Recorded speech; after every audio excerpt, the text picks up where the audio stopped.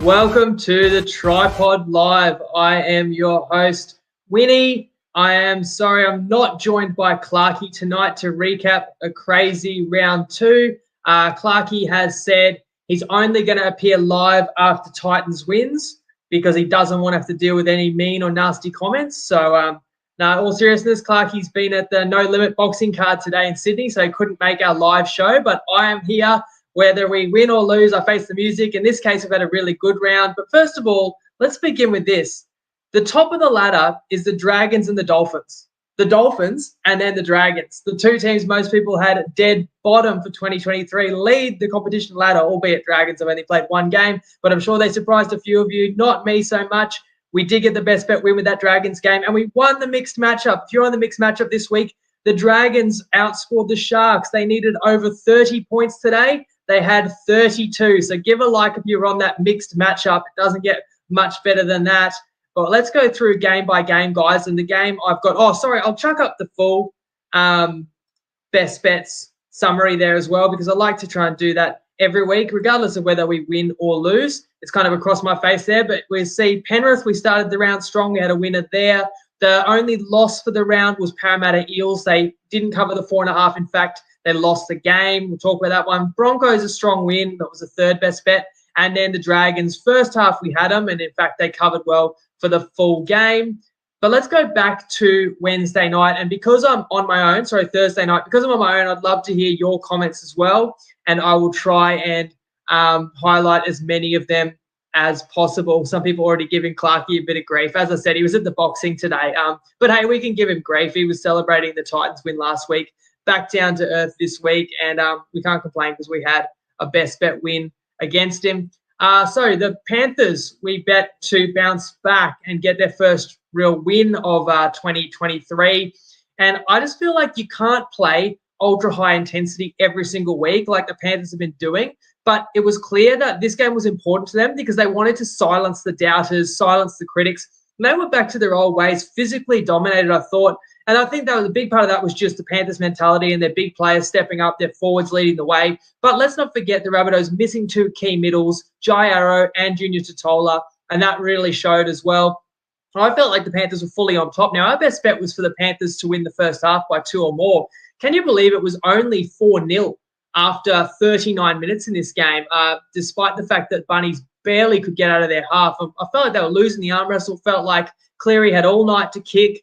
And yet the Bunnies hung in there until the final set of the first half, where 50-metre long-range try by the Panthers extended the lead to 10. And I thought they were going to win big, especially in the second half when the Panthers got up 16-0. Thought it was going to be a laugher. So I guess give some credit to the Bunnies. They didn't fold. In fact, not only did the Bunnies not fold, they got a couple scores towards the end of this game and even had a chance to level it at the death. They did have a little half break and a grubber in behind, and Penrith had to absolutely scramble to avoid a Bunnies put down and a Latrell shot at goal for 16-all. Now, having said, mentioning Latrell, I thought he was pretty quiet in this game. He was in the headlines this week for some comments he made, as well as having that knee complaint.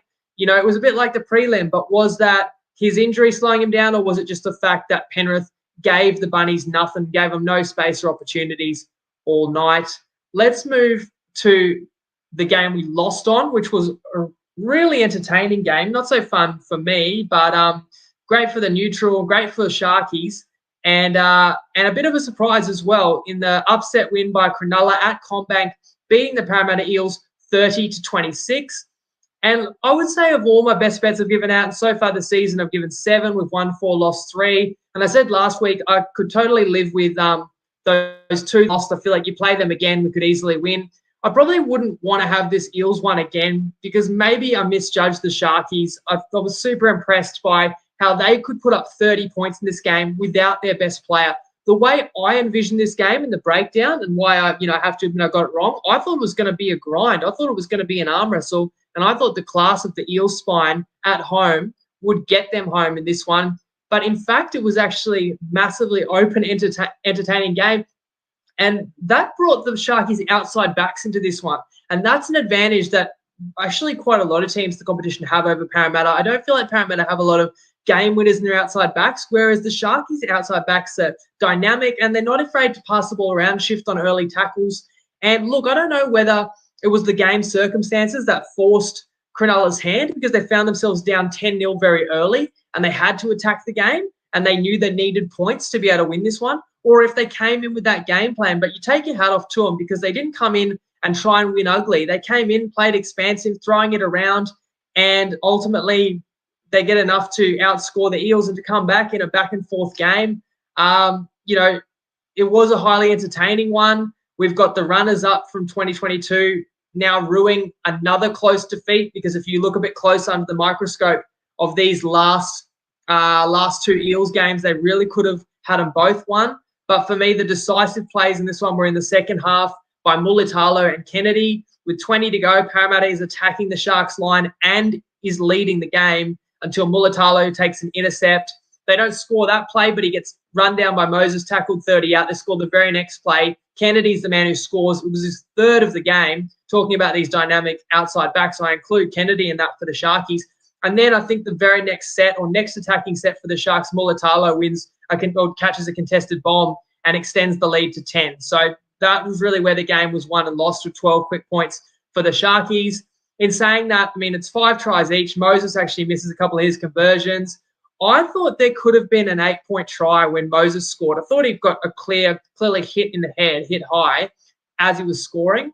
That could have been helpful. I also thought Ramian could have gone to the bin for a late and high shot on Gutho. Nothing's made of it, and yet Gutho has to go off for 15 minutes for HIA. And in that time, the Eels were up 10-0 and then relinquished that lead by the time Gutho came back on. So I do feel like a few of these moments hurt the Eels. But, you change one or two of those moments, maybe they could have won. It doesn't mean they would have covered the line for sure. So it goes back to the fact that I underestimated Cronulla, and it's a very impressive win from their point of view without the man who won the Dally M for them last year. We'll always face up to any bets, and that includes Clarkie's bet on Wonga Blake to score. He did not score this week, so Clarkie's got 1 win, 1 loss, but his winner was at $3. Kind of ironic. Wonga Blake actually had a chance to score the winning try right at the end and fumbled it for a knock-on. Now, what about this game? The boys from the Olympic City, Brisbane Broncos 28, defeating the Cowboys 16. And this was another game where we did have a best bet. I can see some people getting excited in the comments. The original Queensland derby. Remember what I said, that just after our season preview, where I had the Cowboys top 4 and I had the Broncos top 8, I really started to think to myself, why are the Cowboys necessarily better than Brisbane? Have I got the correct best team in Queensland? And I also said in the season preview that my buy of the year was Reece Walsh. And I don't know if a lot of other people were really acknowledging how big that could be. Well, now we've got Brisbane having beaten first from last year and third from last year. And we have Reece Walsh being absolutely electrifying. At least what we've got to show for it, we're a punting show. We give some punting advice.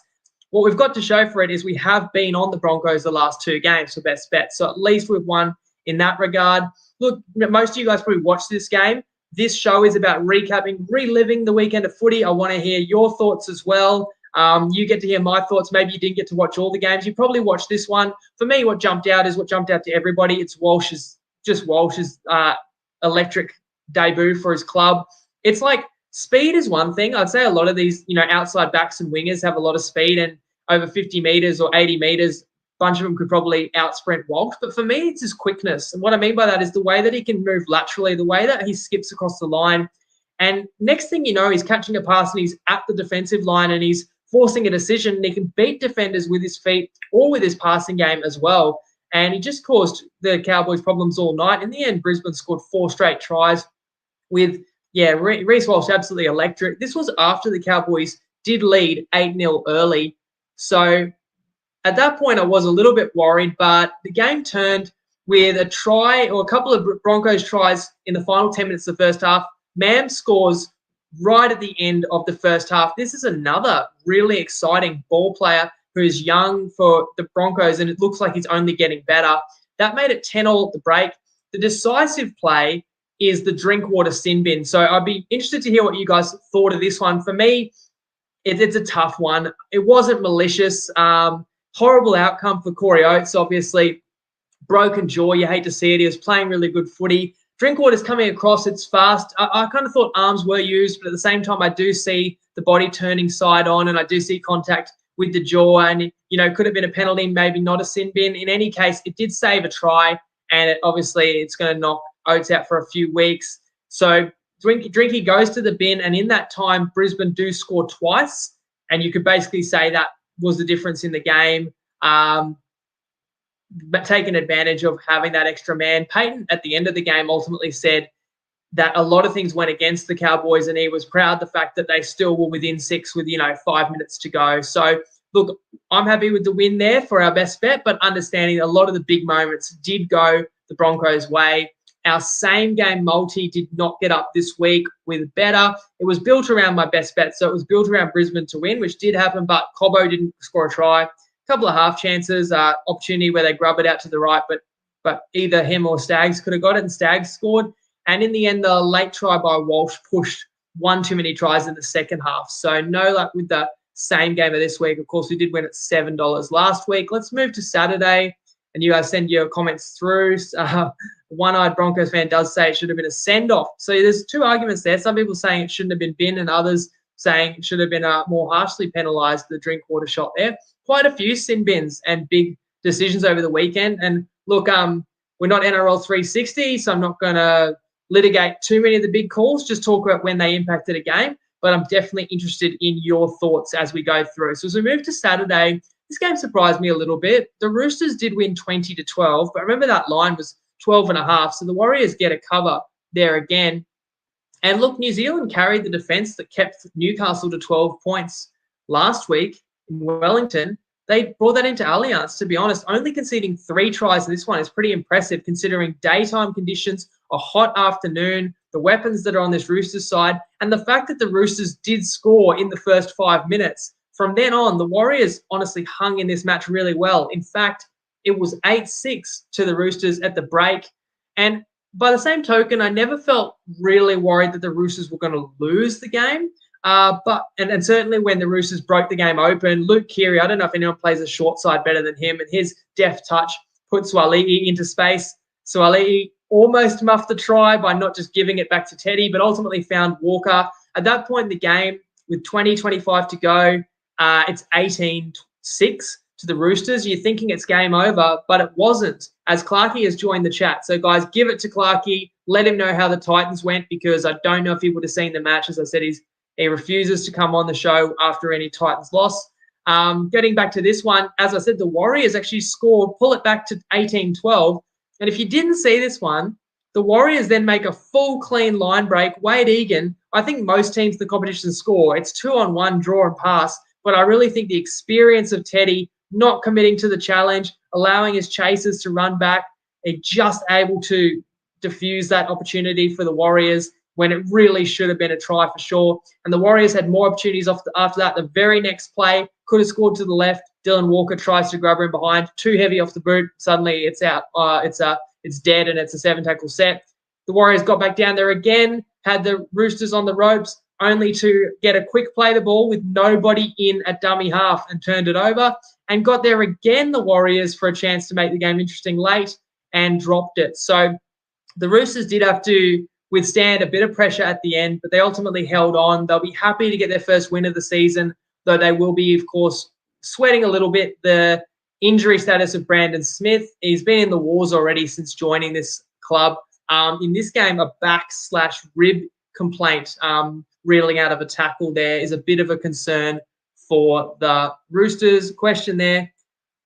Thoughts on these short line dropouts? I think that's a really good question. I'm actually for it. You know what? I think in the future, teams may actually go short off regular kickoffs as well. I think all you're really risking is 20, 30, like 40 metres max, but you're not usually going to force a team back 40 metres of where you meet them and tackle them. So you're risking a little bit of territory, but what you stand to gain is a change in possession, which is pretty massive. And a lot of these teams have got like massive aerial threat outside backs, and we've seen game-changing plays. I think to this afternoon, Dom Young, when the Knights' backs were against the wall, a short dropout was a game saver. So I'm for them. I've actually thought teams should do them long ago. I know Desi Hasler had the Dogs doing them a few years ago and people thought he was crazy, but it's just when it's not the norm and when nobody else is doing it, it seems weird. But I think the whole league is starting to understand that it is very worthwhile rolling the dice. Now, I know people want to talk about Bulldogs. I've already seen that in the comments, as some people reckon Clarkey should be on a nudie run for not being on the pod live. Look, never mind Clarkey. Never mind. The doggies will get to that next. Get your fins up. Get your fins up, guys. The Dolphins beat the Raiders 20-14. Everyone knows that's my team since day one. And I want to know, hit the heart button, hit the thumbs up if you are stiff for the cliff, because they got the win again. And this was as impressive as last week because they were down 12-0, the Dolphins, in some really tough conditions. It was amazing scenes to fight back and get the win over Sticky's men here. Early in the game, I thought that the Dolphins were going to come in with the same game plan that saw them victorious over the Roosters, and the Raiders looked ready for it. The Raiders came in saying, you're not going to beat us by slamming through the front door. We're going to meet you, and in fact, we're going to dominate the middle of the field. And the Raiders are known for a physical forward pack, and they don't even really play a ball playing 13. They just play like 3 props in the middle of the field. And I actually thought the Raiders were the more physical and were winning the collisions in this game, and that's had them in really good stead and had them with a 12-point lead. And to be honest, the Raiders could have won this game comfortably. The key moment for me was when the Raiders were up 12-0 and Jeremy Marshall-King is sent to the bin for a hip drop. Raiders did not score during that period of time with an extra man. In fact, they let in a try with an extra man advantage on the field. Who scored it? Of course, the Hammer. Who else? And that was right before halftime. And that made it anybody's game into the second half. We had a bit of controversy in the second half here. Gilbert scored the try that leveled the game at 12-all. What did you guys think? For me, even though I'm a staunch Dolphins fan, I didn't think it was a try. I thought that he did push Timoko in the back. But I have to say, regardless of how you saw it, it's Timoko's fault because he didn't clean up the kick. He didn't get to it. If it was because he was pushed, at the very least, he had to appeal to the ref. He somehow just dropped his head after Gilbert scored. It was like he was disappointed in himself.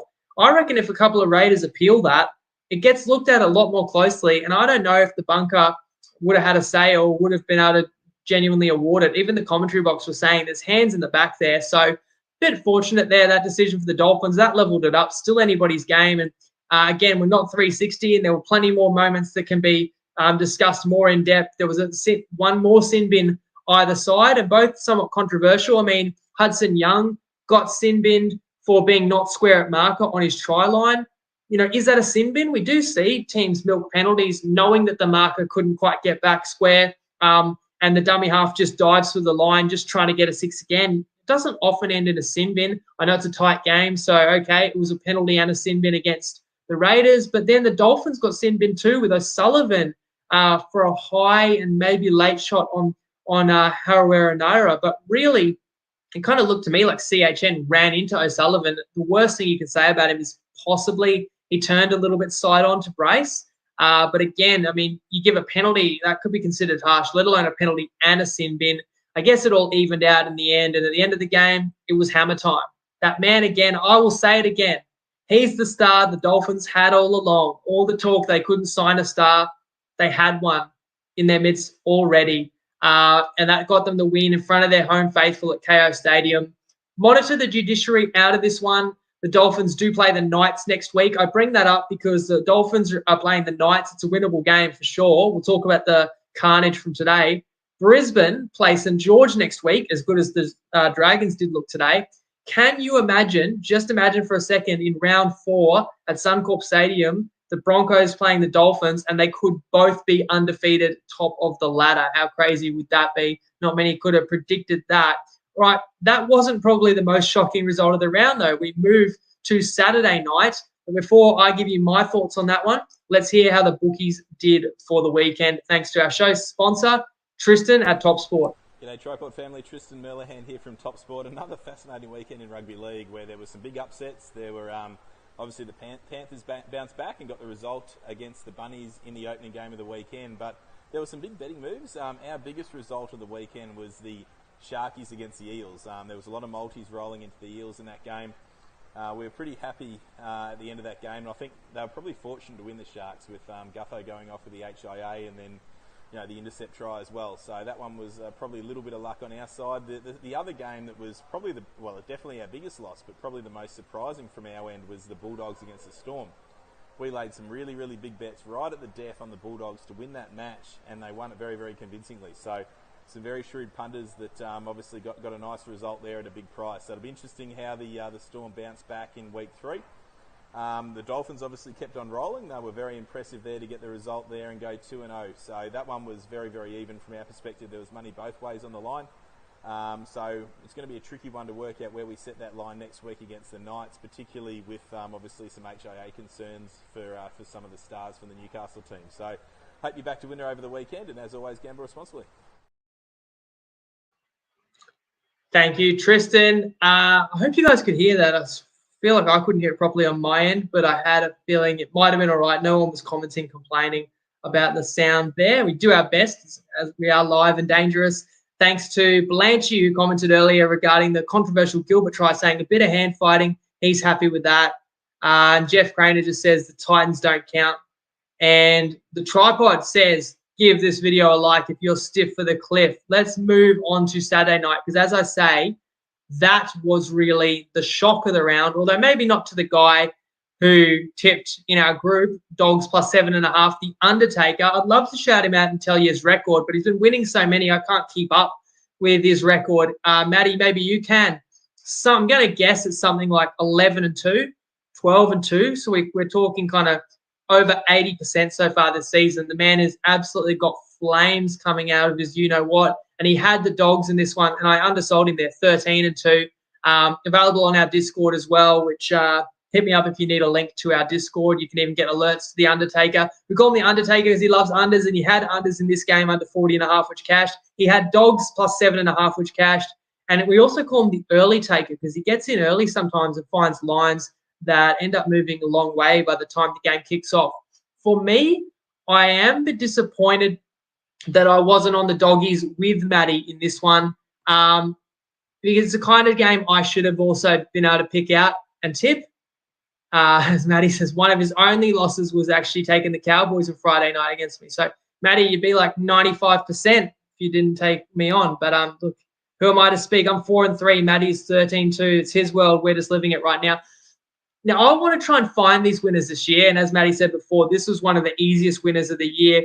For me, I was kind of looking at it at the surface level because obviously in hindsight, it's easy to say I should have been on, all the results. We don't have a crystal ball. But on the surface level, I was looking going, well, the Dogs were 5.5 at Manly and they're 6.5 at the Storm. And, the Storm are every bit as good as Manly. And if anything, the Doggies didn't justify the 5.5 line last week because they got blown out. It probably should have been higher. But what I failed to probably understand is that this version of the Melbourne Storm team is not as good as the Manly side that lined up in round one. Look at the injury list. Obviously there was no Munster, but Olam is out. We know Pappenhausen's out. Sims has not joined this team yet. Kamitha was out. Moera was out. They lost 4 internationals in the off-season. And then Xavier Coates was ruled out game week. Now, that was after Wednesday's pod. There's not much we can do there. But I kind of looked at this game and said, Melbourne, home, early season, and Harry Grant and Hughes can be the difference. But I feel like that was kind of stupid with the amount of new faces. If you actually watched this game, you would have been looking at this Storm game going, who are these guys? I mean, I know who all these new crop of Storm players are, but it just doesn't look like the Melbourne Storm. The faces are new, and the way they play is nothing like what we're accustomed to. Now, for the Dogs' point of view, they were 100 times better than round one, but I did say in the recap, they just needed to hold the footy because they were so sloppy at Brookie. If they valued possession, they've actually got some match winners. And I saw a comment before about Jacob Carraz. And there's quite a few Jacobs that have probably got to get a mention this weekend. But Carraz is just, it was a handful for the Storm all night. I thought he was magnificent. I think he had a double. But going back to the Melbourne Storm, first of all, before we praise the Dogs, so uncharacteristic, so sloppy. They found themselves down 16-0 at halftime in this, 26-0 before they got into the game.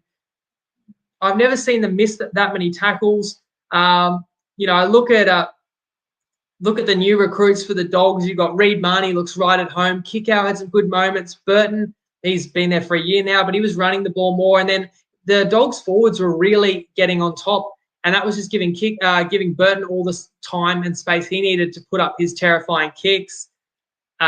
Just with that momentum. Another Jacob Preston scored the opening try in this game. It had over 100 metres.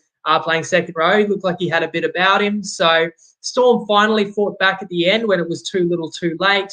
But the bad news doesn't end there either, because Big Nelson and the injury that could have him out for 6 to 8 weeks. So now you're looking at the Storm side. And, I mean, I only tipped them to come 7th in the season preview. I was probably as low as anybody's prediction out there.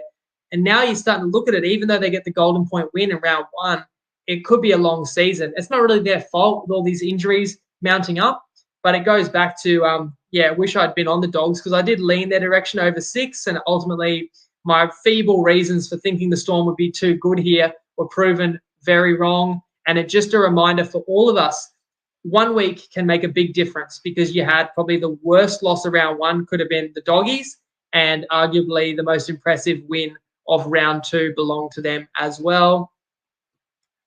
Oh, Matty O'Keefe says he wouldn't have wanted to be a chair in that Storm dressing room.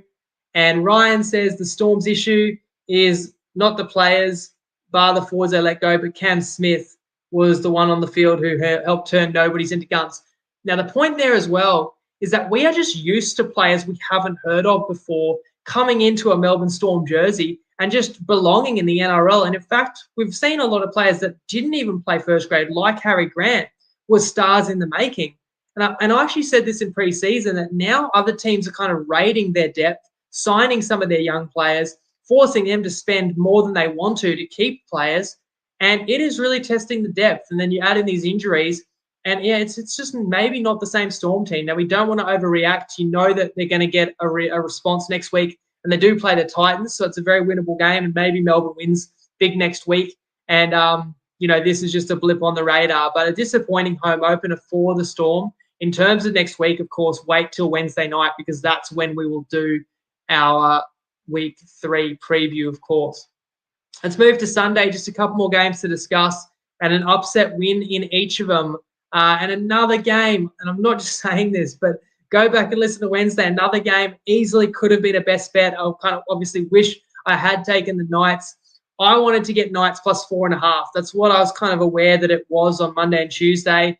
But I take the lines that are available Wednesday night. By Wednesday night, the Knights were plus 2.5, and I just couldn't quite do it. So I didn't take Newcastle. But the funny thing is, as Blanchy says, worst game of the year, you wouldn't have wanted to be on Newcastle 2 minutes into this game, because if you didn't see it, Kalen Ponga just about knocked out cold, or certainly knocked out dazed, stunned, on his back, reeling out of a tackle of Kapoa, and concussed, HIA, but instantly ruled out for the game. That's 2 minutes in. What a brutal way into his game, especially after last week where he said it was a phony concussion. He couldn't play on for the final 15 because he had to be assessed, and then knocked out instantly in this game. And what people need to probably appreciate about losing a player, losing your best player 2 minutes in, this is even worse than like Melbourne having to play without Munster, or Sharks having to play without Nico Hines, because those teams knew they weren't going to have their star attacking weapon, and they could prepare all week without him. But when you lose a play in the game super early, you've got to just patch it on the fly, and you've got to change your whole game plan. As if that wasn't bad enough, the Knights lost Jaden Brayley just 10 minutes later, who's another leader and key position player there, a hooker who can play 80 minutes. They were down Brayley and Ponga. Despite that, it was the Knights who scored the first 2 tries. They were up 10-0 in this game. Gagai back, he did have a hand laying on one for Dom Young. And it wasn't until Dom Young, that man again, was sent to the bin that West got an opportunity and finally did find the score sheet. And West did score a try to make it 10-6 to Newcastle at halftime. Any opinions on the West Tigers' first try? I thought it was a knock-on. I thought that the player had the ball dislodged in the tackle and it flung out the back to the West centre. Did I miss something? I know that Jackson Hastings just stopped and didn't even try and tackle the Tigers as they brought it round closer to the sticks, which helped them convert it, because he thought it was a clear knock-on. I don't know. I might have not been able to hear the bunker or something, and maybe they said there's a reason why it was all right. I don't know. Did they say it was deliberately knocked out by the Knights defender? I thought that the Tigers got a pretty good call there. I also thought the Tigers got a good call when Luke Brooks' 40-20 in the second half was awarded, when it looked to me like he was clearly across the 40. And on top of that, although the Tigers were chasing the game a little bit in the second half, Tyson Frizzell was injured. He had to go off. Jack Johns was injured. He went off. And then the biggest moment of the game, another Jacob, this time one in the naughty corner, Jacob Saifidi, puts on a nasty high shot and is sent off with 15 minutes to go. And with all those circumstances, you still probably felt the Tigers at Leichhardt should have been able to find a way to win this game. Now, if you tip the Tigers or you bet on the Tigers, you're not really going to probably give a lot of credit to the Knights. Everyone here is saying, it was just a crappy, horrible game. And you're just going to be angry at the Tigers' inability to take any chances and capitalize on such an awesome opportunity to win. You go back last week, they were favourites to beat the Titans, and they weren't that close. And they were favourites to win today before all the misfortune the Knights had, and they weren't that close. The Tigers scored in the 80th minute, guys, so they basically didn't even pull it within a chance of winning until it was too late. They received the kickoff with 24 seconds to go or something. So even when they did finally score, the Knights had done enough to hang on. And one of the reasons that the Knights hung on in this game was the defense of Leo Thompson. You don't like to single out too many people, but he had two massive moments. Absolute rib rattler he put on Simpkin, the Tigers bench hooker, and then another pivotal moment early in a Tigers attacking set. Leo Thompson comes up with the one-on-one strip. So Knights were brave. And now I want to talk about Newcastle, because I could argue if Ponga doesn't get sent for an HIA in the first two games, they would have beaten New Zealand last week because they had them under the pump and they were only down 2 points at the time. And if Ponga doesn't get ruled out of the game today, you could argue the Knights would have won this one even more comfortably. And my most improved tip wouldn't be looking so bad at all. As Tristan mentioned, the Knights do play Friday. I feel like that's a pretty tough turnaround with all the bodies that they're going to need to get back on deck. Obviously, with the failed HIAs, now you're in protocol. Have you got enough time to even get out of that? Frizz got injured. Saifidi's obviously going to be suspended. So, again, Knights-Dolphins, very intriguing one Friday night. But, again, we will preview that on Wednesday. We've got one last game to talk about. Where's Clarkey? Let him have it, guys. It was the Dragons winning 32-18. And once again, Cash, the mixed matchup where I took the Dragons and I wanted them to outscore the Sharks. And I admit I got that half wrong because I didn't think the Sharks would score that many points against the Eels. I thought they'd be under 20 points in that game. They scored 30. So I wasn't too confident about this Dragons game, especially when the Dragons had no points in the first half hour of the game. And our best bet was also on the Dragons to not be losing at half time. Now, this bet that I took, look, again, I don't have a crystal ball. I didn't know the Dragons were going to win today. I didn't know they were going to be winning at half time. It was more that, in my eyes, I didn't think the Titans are any better than the Dragons. And I was willing to take an ugly team that I know can let you down at times. And we nearly did pay the price for playing the Dragons today in the first half because the Titans scored the first 2 tries of this game.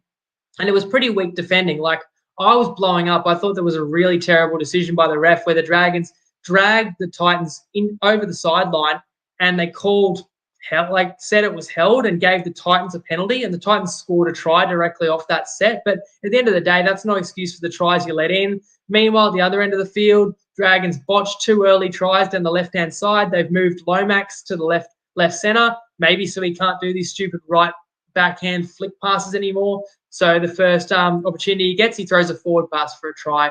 And they botched another one as well where Fiangai dropped it.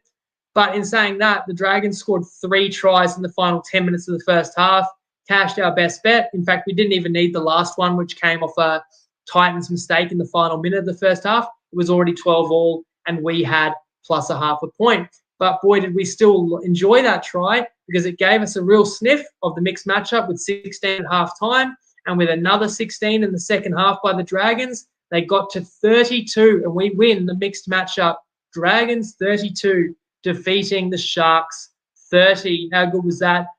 Sloan, he is an exciting young gun at fullback. They probably shouldn't have been playing him in this position earlier.